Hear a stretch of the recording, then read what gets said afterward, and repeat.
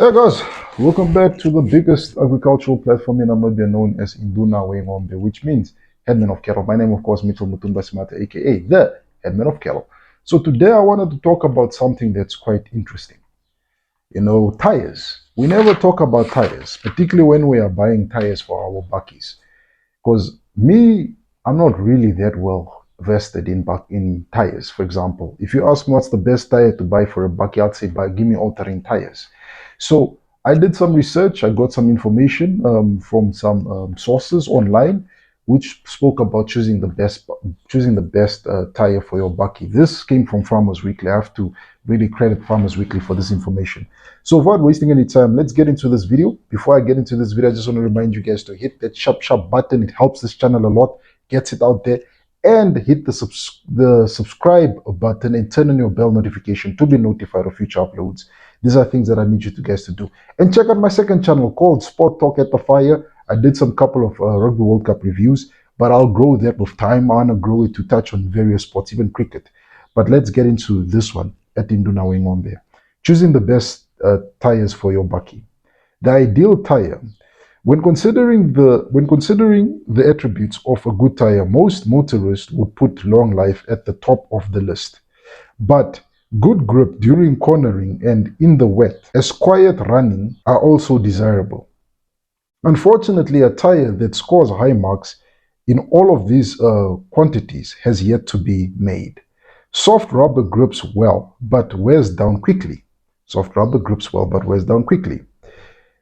Channels, cuts, and tread blocks improve wet weather grip, but reduce cornering ability on dry road and tend to make a tire noisy. The best tires are therefore a good compromise between the various desirable qualities. Your owner's manual is a good place to start looking for the best tires because manufacturers spend a great deal of time and money selecting tires suited to the vehicle suspension system and performance level. Off-road tires, that's the first one. The best off-road tires for your bakkie depends on the extent of what kind of off-road motoring you are engaged in. Tires suited for off-road vehicles differ greatly, not only in tread, design, but also in the tread and sidewall reinforcing. There are at least 3 classes of tires to consider, with the results that you will only be happy with your choice. If the tires are suitable for your type of motoring, that's the first one, off-road. Second one, multi-purpose. These are essentially designed for on-road use, but are suitable for occasional off-road use, provided you don't go into sand or mud. So avoid the sand or mud with multi-purpose. The tread often features a slightly larger blocks than those of normal street tires to improve grip during braking or accelerating. On loose road surface, these blocks are normally seeped to improve traction on hard, wet surface. Fast off-road vehicles have these tires fitted as standard because dedicated off-road tires are seldom suitable for high-speed motoring. So the new bakkies, your V8 Land Cruisers, your Ford Rangers, your Amaroks would have this multi-purpose tires. Good for both road and off-road, but avoid sand or mud areas. Then you have your all-terrain 50. These are my favorite. These are the tire brands. These are the type of tires I usually have on most of our bakkies. These are the ones that are mostly exposed. I think many people are exposed to them. These are designed for 50% on-road use and 50% off-road use. The treads are heavily grooved and the casing and sidewall are reinforced to withstand the rigorous off-road motoring. They are noisier than street tires. Then you have the dedicated off-road tires. These are now the 100% off-road stuff. Because you get the off-road, then you get the dedicated off-road. These have larger tread blocks, while the all-terrain are heavily grooved. But the dedicated one have larger tread blocks, almost like those on attracted tires. So the tread of dedicated would be so big that it would look almost like those of tractor tires, and offer ultimate off-road performance. The casing and sidewalls are heavily reinforced, and the tread depth can be as much as 17 millimeters. That's how big the tread holes gaps are. More care needed. Off-road tires require more tire maintenance than normal road tires. They should be inspected after every off-road trip, as they can easily pick up damage and may cause a blowout weeks or months later. Most manufacturers of full-time 4x4 vehicles recommend that you replace all four tires at the same time. Phew, bloody expensive. You should also avoid you should also avoid mixing tire brands, sizes and tires, as all the tires on the vehicle should have the same diameter. I've seen some people do that. I've seen one guy who would have a Hancock, Continental, Michelin, and what's the other one? There's a fourth one that he'd always have on his car.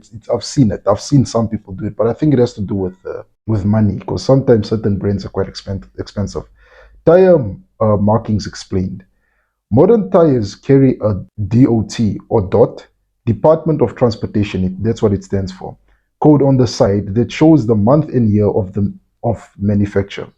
The code has digits. The first two indicates the production week and the last two indicates the year, starting at the year 2000. So, for example, a tire shows the code 4811 was built in the 48th week of the year 2011. So that's how they go, 48th week of the year 2011. That's how it would stand. So if it's 4811, 48th week, the year 2011. A tire also carries a code that gives information on size, load rating, and speed rating. The best way to explain this code is to use an example. So let's take 2025 and 50/55 R1797W. So 2025 is the width of the tire. 55 is the aspect ratio of the tire. The tire width is 2025 millimeters and the sidewall height is 124 millimeters. So the aspect ratio is 55. So to get this, you would take 124 millimeters divided by 2025 millimeters to get 0.55. So that gives you aspect ratio. The R denotes that it is a radial ply tire. The 17 is the inside diameter of the tire in inches. The the number 97 indicates the load index and its value can be read from a chart available at the tire dealer. Maximum load that the tire can carry safely when inflated to its maximum safe pressure.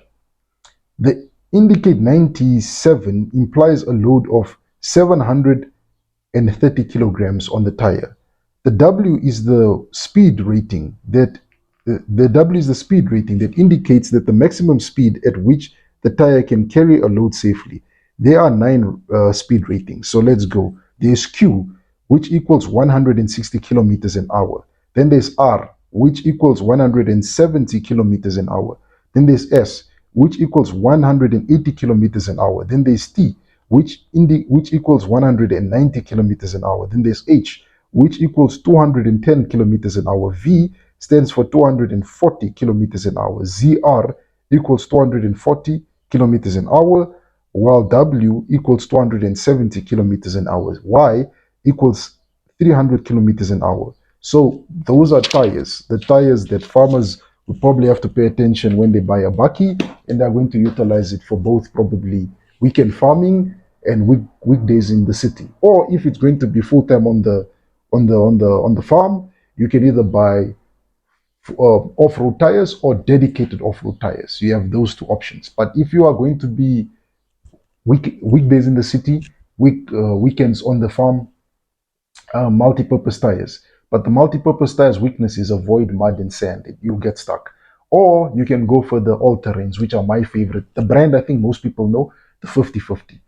50% good for off-roading, 50% good for on the road, but they are noisy tires on the road. They make noise, and the walls are reinforced. So also the different type of tires tell you how good the sidewall is reinforced. Because remember, when you're off-roading, on gravel roads, and there are those sharp stones. Those sharp stones can cut your tire and cause a puncture. But like they said, with the dedicated off-road tires, you always need to inspect them after every off-road trip or after every week, because you'll end up getting a blowout. So that's tires. I know it's something we don't pay attention to. We don't really pay so much mind to it when it comes to our vehicles, particularly the farmers, but they play a very important role for your agribusiness. With that said, ladies and gentlemen, I just want to say bye for now.